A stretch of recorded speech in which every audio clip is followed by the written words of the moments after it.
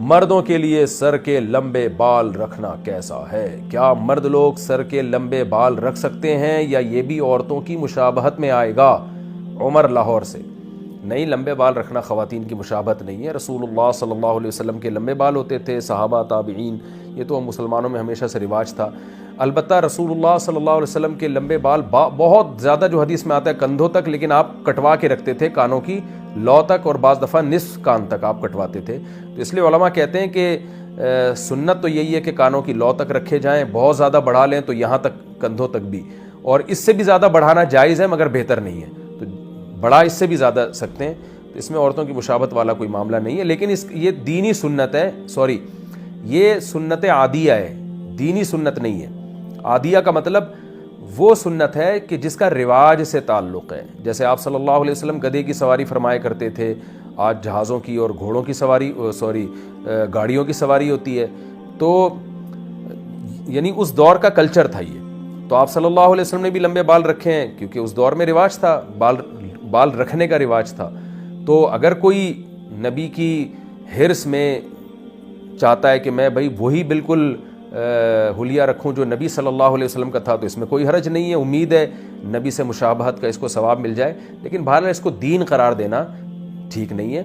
دینی لحاظ سے آپ کو اجازت ہے، آپ اپنے کلچر کے حساب سے بال رکھیں، اور بے شک چھوٹے بال رکھیں، بڑے نہ رکھیں۔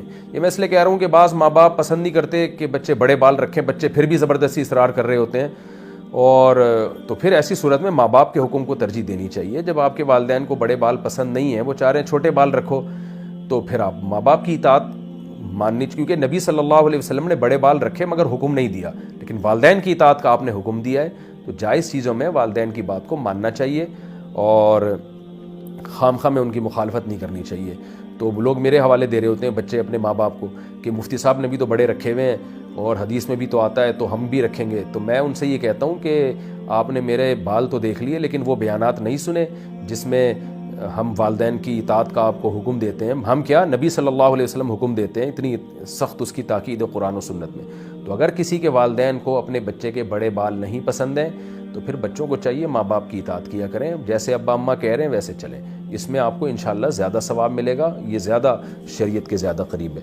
بہرحال جائز ہے، جتنے چاہیں بڑے رکھ لیں بال، اس میں کوئی گناہ نہیں ہے۔ البتہ ٹرنڈ بھی کرا سکتے ہیں، وہ بھی شرعاً جائز ہے آپ کے لیے، بال بھی رکھ سکتے ہیں۔ البتہ دو چیزیں کا خیال کرنا لازمی ہے بالوں کے بارے میں۔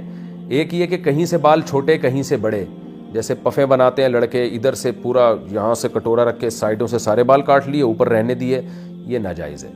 کہیں سے چھوٹے کہیں سے بڑے، اسی طرح آدھا سر منڈا لینا، آدھے باقی رہنے دینا، گدی پوری اڑا دی، اوپر سے بال ہیں، یا درمیان میں ٹنڈ کرا دیا۔ آپ نے دیکھا ہوگا نا، یہ ریسلنگ میں جو لوگ پہلوان آ رہے ہوتے ہیں، زیبرا کراسنگ بنی ہوتی ہے ان کی کھوپڑی پہ، تو وہ تو غیر مسلم ہیں، ان کے لیے کوئی حکام نہیں ہے۔ ہم مسلمان ہیں، یا تو پورے بال تمیز سے رکھیں برابر، یا پوری ٹنڈ کرائیں، یا پٹے والے بال رکھیں کہ سارے بال پیچھے لے جائیں۔